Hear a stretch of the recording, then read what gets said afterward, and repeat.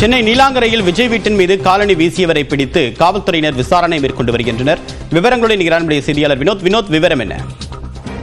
தேவப்பிரியன் தமிழக வெற்றி கழகத்தின் 2ஆம் ஆண்டு துவக்க விழா மாமல்லபுரம் அருகே பூஞ்சேரியில் இன்று காலை 10 மணி அளவில் துவங்க உள்ளது. இந்த நிகழ்ச்சியில் கலந்து கொள்வதற்காக அக்கட்சியின் தலைவர் விஜய் நீலாங்கரை வீட்டிலிருந்து இன்னும் சற்று நேரத்தில் கிளம்ப உள்ளார்.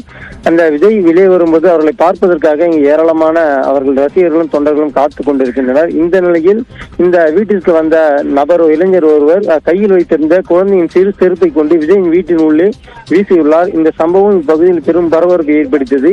தகவல் இருந்த காவல்துறையினர் சம்பவ இடத்துக்கு விரைந்து வந்து அந்த இளைஞரை விசாரித்த போது அவர் கேரள மாநிலத்தை சேர்ந்த மணி என்பதும் அவர் விஜயின் தமிழகத்தில் பல்வேறு குழந்தைகள் செருப்பு இல்லாமல் நடக்கின்றன, அதற்காக தான் நான் அதை வீசினேன் என்றெல்லாம் ஒரு தகவலை போலீசாரிடம் கூறினார்.